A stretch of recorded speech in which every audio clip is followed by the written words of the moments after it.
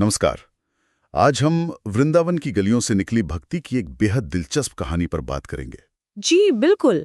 ये कहानी है राधा देवी और बांके बिहारी मंदिर की। हाँ, और इसका जिक्र हमें मिला है एक लेख में, राधा देवी और बांके बिहारी। वृंदावन, वो जगह जिसके बारे में कहते हैं कि वहाँ की हवा में ही कृष्ण बसे हैं।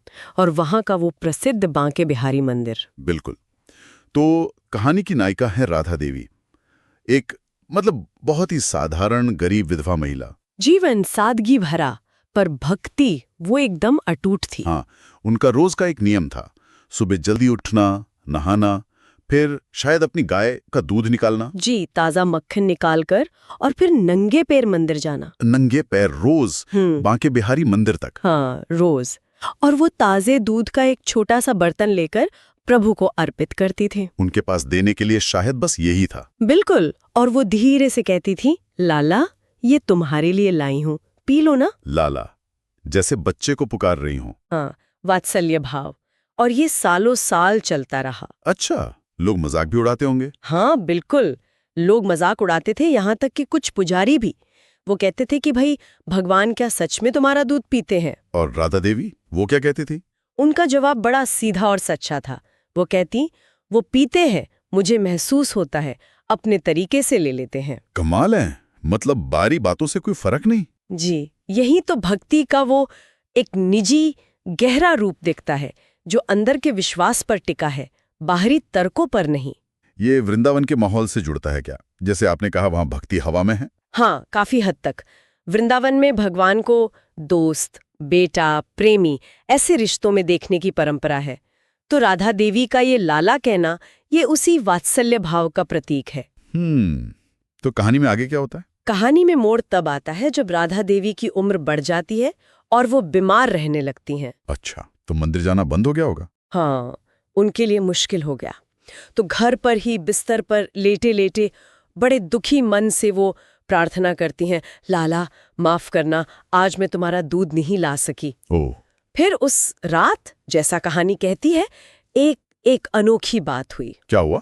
एक छोटा सा बालक, सांवला सा, जिसके बालों में मोर पंख लगा था, वो उनकी झोपड़ी में आया। अरे, बिल्कुल कृष्ण के वर्णन जैसा। जी, और उसने कहा, माँ मैं आज अपना दूध लेने खुद आ गया। सच में?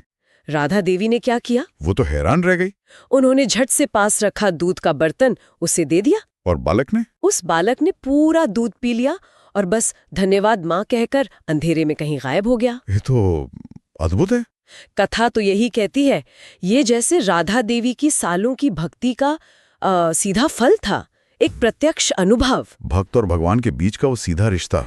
बिल्कुल, जो किसी पूजा पाठ या रस्मों से भी शायद गहरा है। और फिर अगली सुबह सुकून भरी मुस्कान थी, हाथ जुड़े हुए थे जैसे प्रार्थना में हो, और वो खाली दूध का बर्तन उनके पास ही रखा था। ओह, उनका देहांत हो गया था। हाँ, वो शांति से चली गई थी। और वो बर्तन, उसका क्या हुआ? एक और दिलचस्प बात इससे जुड़ती है।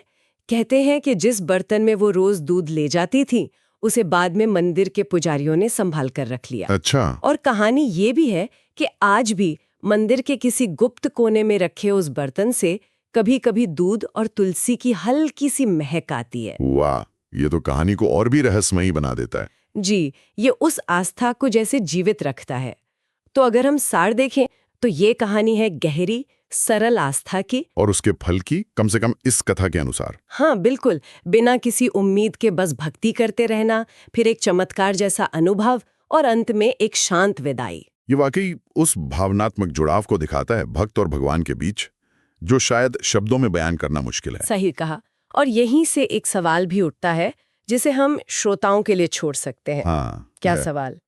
कि आज के समय में जहां हम हर चीज पर सवाल करते हैं, तर्क ढूंढते हैं, वहां ऐसी कहानियों का क्या महत्व है? राधा देवी जैसी अटूट आस्था, जो शक और मुश्किलों के सामने भी बनी रही, वो अपने आप में क्या सिखाती है? चाहे हम चमत्कार माने या ना माने, उस आस्था की अपनी क्या ताकत है? ये सोचने वाली बात है। आस्था का बल अपने आप में बहुत खूब।